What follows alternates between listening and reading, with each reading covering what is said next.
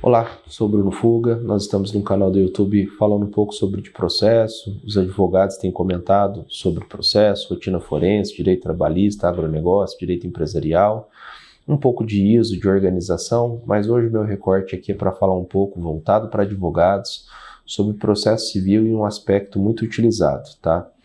Essa semana tive que fazer um procedimento de pedido de efeito suspensivo na apelação e me reputo isso ser uma coisa muito prática. Já comentei isso diversas vezes em aula de pós e sempre quando eu comento eu vejo um grande interesse e às vezes até um desconhecimento dessa possibilidade. Todos bem devem saber, aqui é um canal mais voltado para advogados, que a apelação tem como regra o efeito suspensivo, tá? Então eu sempre brinco numa aula que se você sair a sentença, for devedor, pegar o teclado e fazer coisas aleatórias muito mal feitas, o efeito suspensivo como regra se opera, então você não poderia executar, tá bom? E aí tem as exceções do parágrafo 1º do 1012, então em regra ali o juiz perderia a competência e você teria a possibilidade de pedir o efeito suspensivo ou quebrar o efeito suspensivo somente com o relator.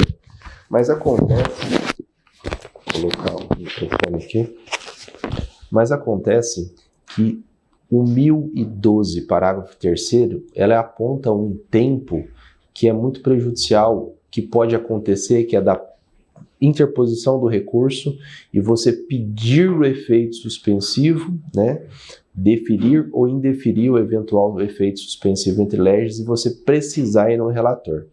O meu recorte hoje é deste tema específico, tá? O 1012, parágrafo 3º, ele permite que você faça uma petição no relator, então vejam bem a importância dessa peça. Esse é o recorte de hoje, tá? Você está no tribunal de origem, você precisar fazer uma apelação, o juiz não pode deferir ou indeferir o efeito suspensivo mais, tá?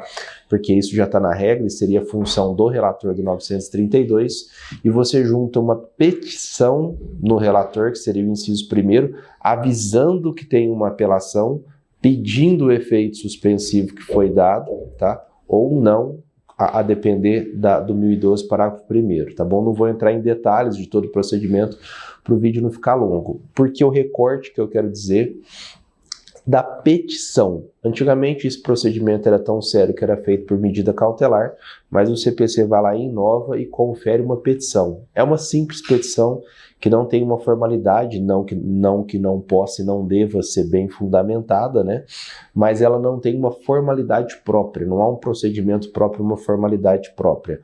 O regimento interno do Paraná, por exemplo, positiva que de forma expressa a petição que é protocolada e ela torna prevento um relator que analisa o pedido para suspender alguma coisa dentro do juízo de primeiro grau, ou até a doutrina interpreta de forma diversa a não conferir efeito suspensivo ou conferir o efeito suspensivo nas duas hipóteses, tá bom?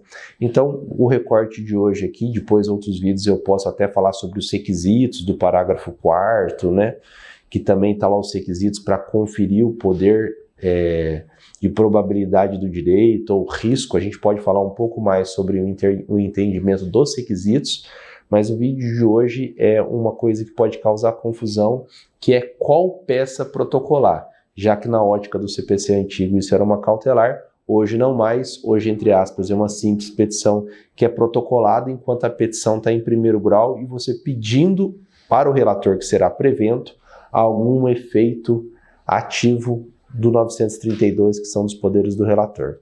Fique atento, ter ou não efeito suspensivo dentro do processo é de fundamental importância, porque ele vai possibilitar ou impedir a execução provisória, então a gente está falando de atos expropriatórios dentro do processo, e até para que você possa fazer, ou alguém que esteja fazendo a execução provisória de forma incorreta, você possa suspender.